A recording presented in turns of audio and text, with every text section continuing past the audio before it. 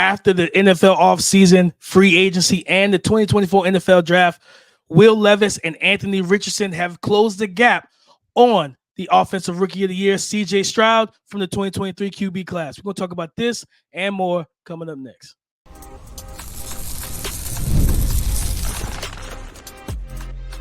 You are Locked On NFL Draft, your daily podcast covering the NFL Draft. Part of the Locked On Podcast Network, your team every day. What's up, Locked On family? Welcome back to the Locked On NFL Draft Podcast, your daily podcast covering your favorite draft prospects, part of the Locked On Podcast Network, your team every day. I'm your boy, Damian Parson, always on the ones and twos. You can find and follow me on X at DP_NFL.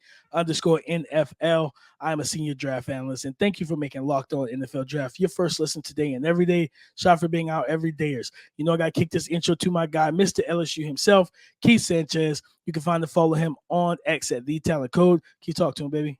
What's up, Locked On family? Let's get locked in. This is Keith Sanchez, the other side to this dynamic duo that we like to call the Locked On NFL Draft Podcast, where we are your number one source for everything NFL draft content. The draft is over, but the content is still going. The content is still flowing. DP, on today's show, man, we're going to talk about which 2023 quarterbacks stock is up, right? Because they added wide receivers, maybe improved offensive line, maybe new offensive coordinator. So we're going to have that conversation. Then we're going to talk about, should Dallas trade for Najee Harris? Why? Because they didn't draft a running back, right? And when you look at their depth chart, they have to get some things figured out. And then will Xavier Worthy, rookie Xavier Worthy, lead Kansas City in receiving? I want to say shout out to our everydayers. Thank you for tapping in with us each and every single day. But before we get this conversation started, DP, why don't you hit them with our title sponsor? Today's episode is brought to you by Game Time. Download the Game Time app, create an account, and use the code LOCKEDON NFL for $20 off your first purchase. Keith, I said in the opening, C.J. Stroud had clearly, the best supporting cast last year, right? On the field. Coming into the season, if I remember correctly, we kind of had A-Rich as the best supporting cast, and then we saw the takeoff of Nico Collins. We knew what Tank Dell was, right? Dalton Schultz was playing well. They got a lot out of Devin Singletary, who wasn't even supposed to be RB1. It was supposed to be Damian Pierce, right? And then they asked Stephon Diggs and this offseason. But C.J. Stroud had an amazing rookie year. Will Levis with the Tennessee Titans, and then now Anthony Richardson for the Indianapolis Colts. I think they've closed the gap, even with the Stephon Diggs addition. Keith, Will Levis had Treylon Burks, Chigo Okonkwo, and DeAndre Hopkins last year, right? Now, with the recent signing of Tyler Boyd in the slot, falling over the Callahans from Cincinnati, you add and pay $75 million guaranteed to Calvin Ridley. You have Tony Pollard. You have Tajay Spears in the backfield. This is a really good, situation for a quarterback. And I think that's kind of closed that gap offensively compared to what he had last year. To deal with now is a really situation where I think you said about A-Rich, it's all on A-Rich. We're all in on you now. Will Levis, we're all in on you now, right? They've added J.C. Latham in the draft. They just reshape this roster in totality, Keith. So when I look at what Will Levis has, of course, Anthony Richardson, Jonathan Taylor being healthy, adding Tanner Bornolini to the offensive line is like backup center, which could be a starting center because of Ryan Kelly. But then paying Michael Pittman Jr., you have Josh Downs, you have those big athletic tight ends, Alec Pierce, Anthony Gould, my guy, out of Oregon State. But then adding Adonai Mitchell. Like, this is another great situation for a young quarterback. So for me, I look at both of these guys and say, listen, you guys got to go out there and ball out. But I think that they've closed the gap, and their stock should be up heading into 2024. Yeah, no, I'm right there with you. And I look at the Tennessee Titans situation with Will Levis, and it's a good situation for a quarterback, right? Like the offensive line, obviously still, could use some work. They added J.C. Latham, Peter Skoronski, right? And then remember they signed Lloyd Cushenberry, and then you got Dylan Radins on the other side, which, they got to figure out the right side, right? But they also, I believe they signed Sadiq Charles, which, they'd be able to, maybe he can be an improvement, right? They'll have competition in training camp overall. So I do think the Tennessee Titans situation is one of those where we say surround your young quarterback with options, right? And give them the pieces to be able to be successful. We all talked about Will Levis, big arm, strong arm, XYZ, right? But then last year, remember, we was like, hey, this situation is very comparable to Kentucky, right? Where it wasn't that good as far as the supporting cast. Now the supporting cast is there. So we get to see what Will Levis is going to do. And I think that they did. And then I think also you look at the Indianapolis Colts, right? They put themselves in a situation where similar to what the Dolphins did, but they did it a couple years later in Tua's career, was put it to where like, hey, if you fail, it's on you, right? Like we've done our part as a franchise. We've gotten you all the pieces. We, improved the offensive line. We got you some running backs, things like that to be able to, surround them. Just, when they drafted Jalen Waddle and then went and signed for Tyreek Hill, right? Like that was an all-in situation of like, hey, we got you the pieces. Now go ahead and figure it out.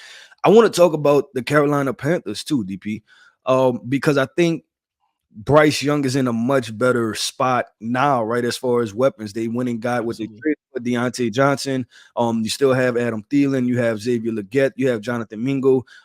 What's the shifty guy? They have a shifty, explosive guy. Is that Amir Mars? Yes, Amir Smith Marset. Yeah, him, who has the opportunity to make plays. So I think that's not a bad spot neither. Now, would I want to see the running back situation improved? Of course, right? Like just trying to find you a true bell cow at the running back position. But I do think with Bryce Young, he's in a much better spot, and Adam Thielen shouldn't be the only guy that he can rely on. No, 100%. And I mean, with Frank Reich gone, I think there was a report during the season that Frank Reich was calling a play for Adam Thielen, and Adam Thielen was standing beside him on the sideline.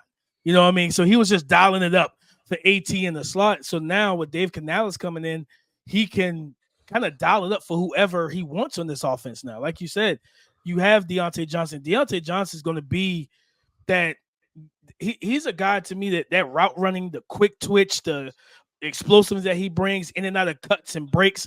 He's going to be that timing and rhythm guy.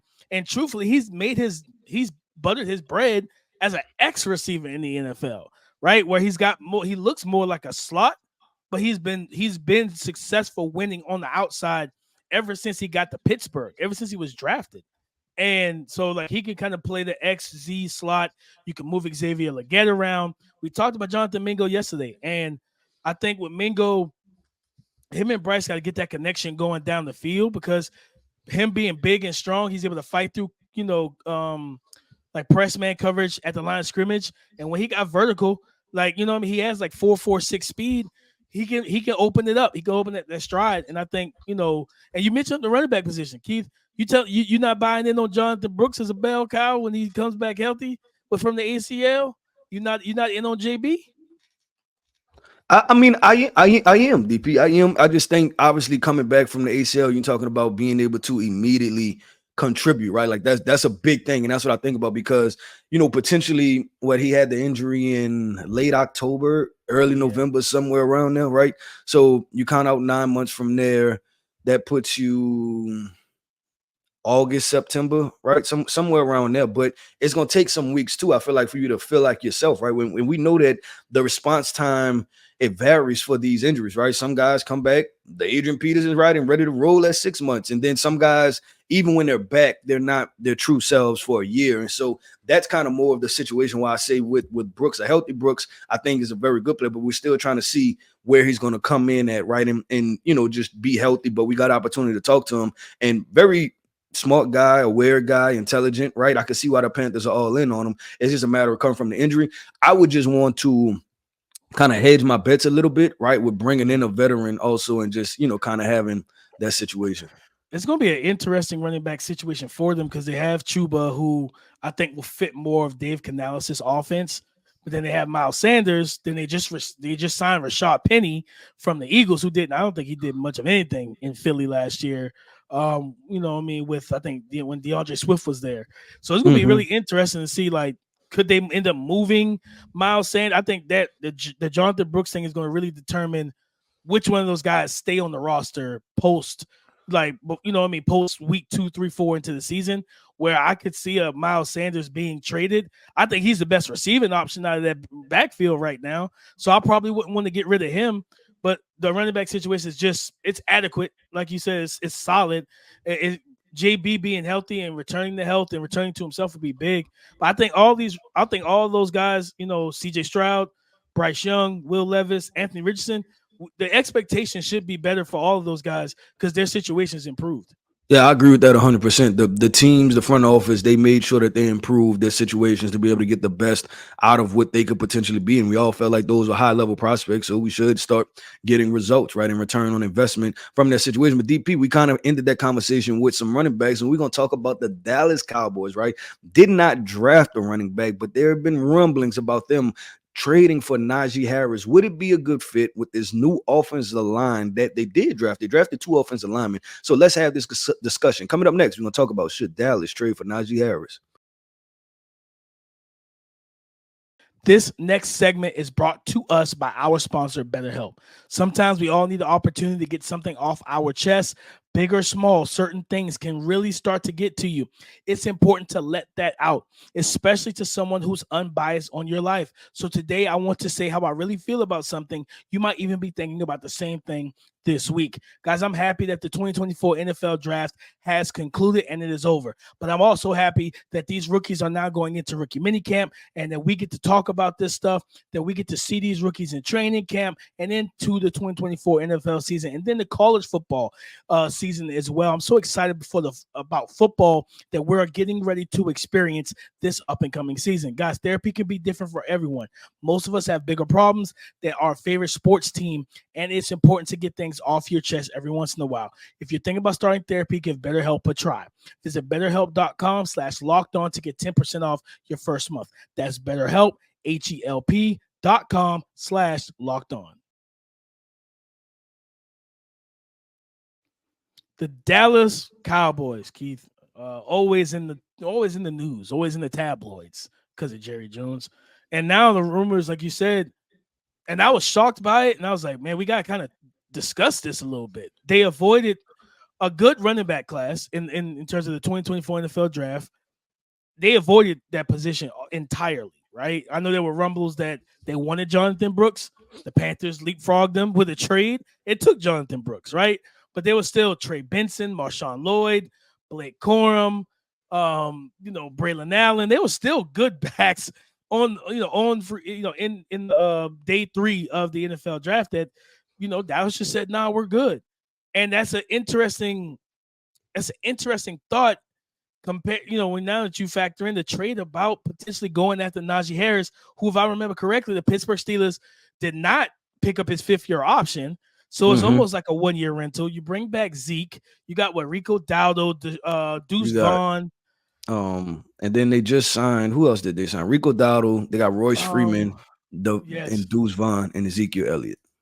So it's like, they got a lot of backs on the team, but it's like, okay, if you bring in a Najee Harris, and then it also is weird. So I want to hear your thoughts because you got to pay CeeDee Lamb, right? Are you going to I think Stephen Jones said, I think in the news yesterday or sometime this week or the past couple of days, we still believe that Prescott can lead us to a championship.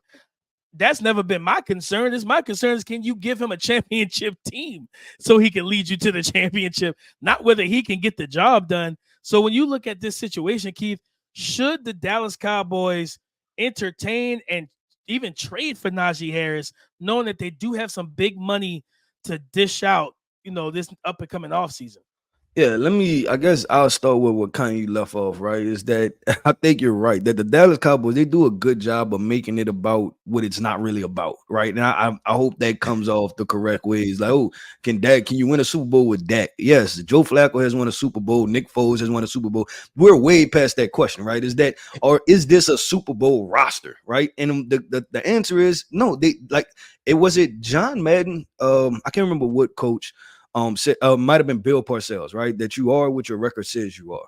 And that turns true, right? Like y'all are a team that's good enough to make it to the first round of the playoffs and get bounced. And that's how y'all consistently put this roster together, right? So I look at that, DP, and you ask me about trading for Najee Harris. One, I say that it's a move that they should make because Ezekiel Elliott, obviously he's a year older, right? And you just kind of ran him out of town. And then the rest of these guys are kind of journeyman running backs, right? So you ask yourself, how did you get better? They got better against the offense, along the offensive line, I'm sorry.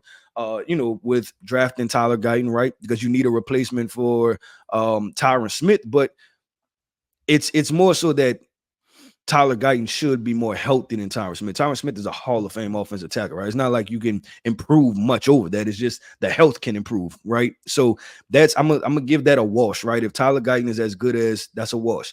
Then you look at, they drafted Cooper Beebe, and where are you going to put him, right? Because you have Tyler Smith at the left guard, then you have Zach Martin at the right guard, and then you have Terrence Steele at right tackle. So that's going to be a very interesting situation. Is he going to play center for you?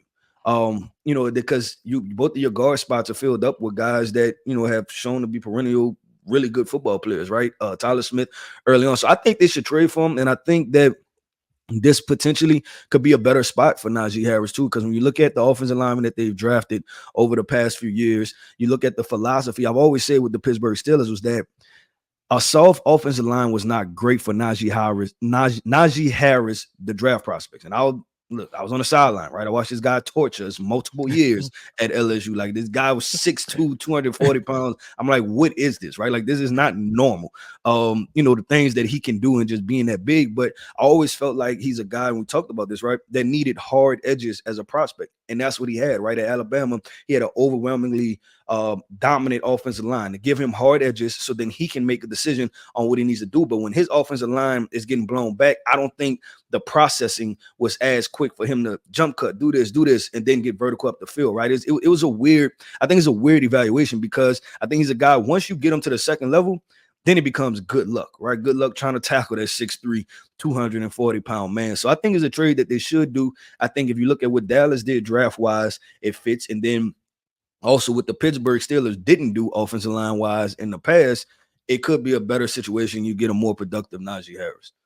And I'm with you on that. If depend on the draft capital forward, especially, I have no problem going after Najee Harris. Because like you said, I think if I remember correctly, somebody said that Cooper Beebe has like center experience, but I wouldn't be surprised if they probably try and kick Zach Martin to center. And either way, if your interior offensive line is Tyler Smith, accompanies with Tyler Smith, Zach Martin, and Cooper Beebe, somebody getting blown off the ball, Keith. You know what I mean? Yep. Some defensive linemen getting driven off the ball. Like, that's just going to be the ins and outs about it. And I think if that's the case, Najee Harris, like you said, that's a perfect situation for him to just get downhill. Yeah, and this is the thing. Najee could catch the ball out of the backfield too, yes, right? That's a big part, but he hasn't. Well, he's done it in Pittsburgh, but I don't think, obviously, the quarterback situation has been really shaky, so it hasn't. Dak Prescott will be the best quarterback that he's played with, right? As far as consistency. So you're talking about running different routes with him and setting him up with different situations. So I think you have to look at him as like a receiving back. Also, he's just 6'3", 230 pounds, and that's what you kind of notice with the Steelers, right? Jalen Ward was kind of the thumper, and then he came in, and kind of did more of the finesse stuff, which is perfectly fine as long as you potentially have a thumper. And if Ezekiel Elliott is any semblance of himself, right, he can, like, even this last year in Dallas, I think everybody made a big deal about it, but I believe he still had 1,000 yards and like 12, 14 touchdowns or something crazy. Like, he still put up ridiculous numbers in between the tackles. So I think you go get Najee Harris. Now you have a good complementary piece. You have Deuce Vaughn on the roster, who they drafted out of Kansas State. And then you figure out what you're going to do with either one of those journeyman running backs, as far as Rico Dowdle or why am I blanking on the name? Rico Dowdle or Royce Freeman. Royce Freeman, yeah. And I think the point about the pass catching ability of Najee is, like, what we saw at Alabama, like, Pittsburgh has not used him anywhere near like that. No, like, I remember him catching slot fades at Bama. No, that's what he did against us. Like, he 6'3", 240 and pirouetted, like spinning in there, caught the touchdown, and then the lights flashed. And I always tell you, DP, that was my old man moment. Like that's like, oh man, it is going crazy in here. Like, but it was him, right? Different. He did it. That was something you don't see guys built like that and could do that as a receiver. And like you said, Dak Prescott, I think Mike McCarthy would probably have a lot of fun getting him out, motioning him out into the slot, getting him on some backers and stuff like that, where, Pittsburgh clearly went to that two-back system and kind of started leaning a little bit on Jalen Warren, because he's a more explosive guy out of the two as well, where it's like, if you give him a little bit of a crease, he can make more happen than Najee, because Najee just need a little bit to pick up some steam, like a locomotive of sorts. Like, he wasn't a immediate burst type of guy. He was somebody you need to let that train get chugging a little bit, and then once he, like you said, once he get in the second, third level, it's like, all right, good luck. You got to make some business decisions. You got to figure out how to bring them down. I think they should make the move, Keith. And the play action game, CeeDee Lamb's going to pull two defenders. We know that off the rip, right? Who's the tight end that they had last year? That he played well too. For Dallas, yeah, was it Ferguson? Jake Ferguson, and then they're waiting on my guy Schoon. Waiting on my guy Schoonmaker to turn it on. But Jake Ferguson, he played solid football for them. Like, he played like a second-tier tight end. I feel comfortable saying that, right? Like, I thought he was fairly productive. He filled Dalton Schultz's shoes like pretty easily, honestly. Yeah, he did. He stepped right in and did his thing, and Dak targeted him a lot too. So another, Let me get that 12 personnel, Keith, Schoon, and my man at the tight end spots, get that run game going. And because the receiver room is still kind of shaky right now. I think there is a report that I think Jalen Tolbert was going to work out with Brandon Cooks to try and get better. If he can take a leap, this passing offense will be very happy about it. Yeah, all I can say on that, DP, is we will see. We will see. Well, let's keep this thing going, man. We left off with a wide receiver conversation. Let's pick up the next segment with a wide receiver conversation. With everything going on in Kansas City, with rookie Mr. 4.21 himself, the fastest guy to ever run at the combine, and he got drafted to Kansas City in the first round. Will he lead Kansas City in receiving yardage? We're going to have this conversation coming up next. Guys, when it comes down to time to buy tickets for your favorite NBA team, it shouldn't have to be such a stressful situation. Game Time is an authorized ticket marketplace for the NBA, which makes getting playoff tickets even faster and easier. Prices on the Game Time app actually go down the closer it gets to tip-off. With killer last-minute deals, all-in prices, views from your seat, and their lowest price guarantee, Game Time takes the guesswork out of buying NBA tickets. Speaking of buying NBA tickets, guys, tomorrow night, 7 p.m., the New York Knicks travel to face the Indiana Pacers at the Indiana Pacers at Gainbridge Fieldhouse. Those tickets are on the Game Time app right now for as cheap as $81. Okay, it's $81. So take the guesswork out of buying NBA tickets with Game Time. Download the Game Time app, create an account, and use the code LOCKEDONNFL for $20 off your first purchase. Download the Game Time app, create an account, and use the code LOCKEDONNFL for $20 off your first purchase. Thank you for making Locked On NFL Draft your first listen today and every day shot for being out every day. Keith, there's a lot going on, guys, in old Kansas City with this wide receiver core, Rashee Rice. We know about the whole speeding situation. Thought that was kind of, all right, couple game suspension, whatever. Then there was a report that he either punched or slapped or whatever, a photographer or somebody at a club or something. So it was like, all right. Now we just kind of double down on bad offseason situations. Yeah, it's one of those situations where, like, if you envision, and I hate talking about suspensions, right? But we have to talk about it from a draft perspective and what this could potentially mean for Xavier Worthy. It's one of those things where you're like, hey, he could get suspended anywhere from, like, let's see a range, and I don't know, I'm just throwing this range out, right? Like anywhere from 4 to 6 games, right? From the accident situation. Yeah. Then you go do this situation. You know what happens? It's definitely the 6 games, right? Like, you can throw out, and I have no idea what it's going to be, and I hate getting into that part of it, but it's just not a good situation, and that's why it prompts the question, right? Of Xavier Worthy. They brought in Marquise Hollywood Brown, right?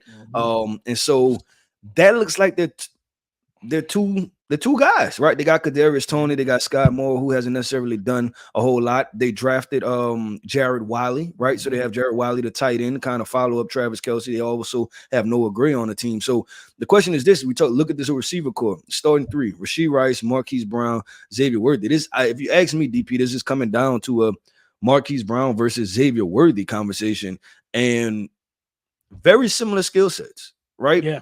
Both very fast, both very similar frames, to be completely honest. So the question is, will Xavier Worthy lead Kansas City in receiving? And I want to say yes.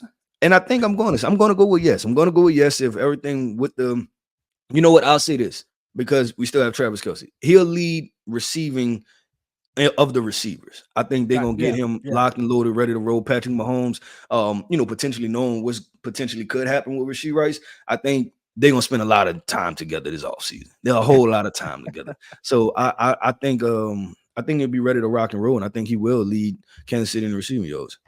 Yeah, I mean, they haven't had this type of speed since, the man, the Forsaken one in Tyreek Hill. We have not seen this type of speed in Kansas City since then. And that receiver core, you listed it, right? Kadarius Toney, Xavier Worthy, Marquise Hollywood Brown, and Scott Moore. It's a lot of shorter, smaller guys, right? And a lot of quickness, a lot of speed. And I think it could be a situation where truly, Travis Kelce is going to get his targets, probably 12 to 15 a game. You know what I mean? Like, he's going to be the guy to get those targets. But I'm with you. I think Xavier Worthy will lead the receiving room in receiving yards. Don't get me wrong. Marquise Brown still has that speed as well. I think even Pat Mahomes was like an underrated part of his game is route running. And Marquise Brown is a good route runner. You know what I mean? It's more so dealing with press coverage and physicality, mid-stem, things like that, guys being able to reroute them and get hands on them. And, for me, I look at, because when you mention them, for early in Xavier Worthy's career at Texas, Marquise Brown was the comp that everybody came back to for him. I feel like he's a little bit tougher. You know what I mean? Like, there's plays, I think it was against Bama, catching the pass underneath and willing to run through and bounce off tackles at a guy his frame. I remember seeing someone say he reminded them a little, like, not entirely, but like a little bit of Devonta Smith, whereas like you see the smaller frame, but what's the phrase, Keith? It's not about the size of the dog in the fight, or it's the size of the fight in the dog. I thought about to mess that up. Yeah, you was well on your way. You was well on your way. I felt it, but you recovered though. You recovered quickly. I recovered. You know what I mean? So like that's where it's like I look at Xavier Worthy and I see a guy that plays just like Devonta Smith. They play tough. They play strong. They play bigger than their 180-pound, 75-pound frame. I just think that Andy Reid, man, I think he's going to give defenses a lot of frustration. Teams already want to play too high as it is. You see Marquise and Xavier on the field at the same time, you definitely playing too high, Keith. Like, you're not going cover one. I don't know who's going to be bold enough to go cover one, because that's when you open up motion, backing guys off the line of scrimmage, switch releases, delayed releases, and allowing these guys to get free runs on safeties. And it's like, good night if that happens. So I do think that Andy Reid is going to really have a good time and a lot of fun scheming Xavier Worthy open. And I think he absolutely will lead this wide receiver core in receiving yards, man. After and probably he'll be the number two receiver behind Travis Kelce. Yeah, I think there's definitely the shot for that. And then the other rookie that they had, we talk about tight end Jared Wiley, because I think they're going to want another big body, because I think the appeal for Rashee Rice was the fact that he was almost like a big slot, right? And you look at the roster and like, okay, what are we going to do? And I'm assuming that they wish that this would have happened. This last situation, right, with Rashee Rice would have happened before the draft, because they may have doubled down, right, on wide receiver. Nice. They may have went, Javon Baker or Brendan Rice, right, at the back end, just to kind of give them another big body slot wide receivers. And to be completely honest, if you look at skill set, and I think we've said this multiple times, like a Brendan Rice and a Javon Baker, I thought were just as skilled, right? They had very similar skill sets to what Rashee Rice had, and we'll just see how it plays out. But I'm right there with you, DP. Xavier Worthy should have every opportunity. I think that this offseason is going to be very important. I think like just OTAs, because I think they're going to throw everything at him, see what he can do, what he can't do. And then I think they're going to go back into the lab, right, during the summertime, and then be like, hey, this is what we can do as an offense, and let's lock and load and let's roll with that. So it should be very fun. I'm excited to see how it plays out, especially for the rookie Xavier Worthy, and see what happens in Kansas City. But DP, that wraps up another episode, man, of the Locked On NFL Draft Podcast. Man, I want to say shout out to everydayers. Thank you for tapping in with us each and every single day. Hit that like button. Go ahead and comment. If you're not subscribed, go ahead and subscribe to the YouTube channel for the best NFL content there is out there. I am Keith Sanchez. You can find me on X at The Talent Code. That right there is my guy, my co-host, Mr. Damian Parson. You can find him on X at DP_NFL. Like we always like to say, man, y'all come talk to us, because we like to talk back. Go subscribe and follow for free on YouTube or wherever you listen to podcasts to get the latest episode as soon as it is available. Thank you for making Locked On NFL Draft your first listens today and every day. Shout out for being our everydayers. Listen, come and join the conversation again tomorrow on the Locked On Podcast Network. Your team every day.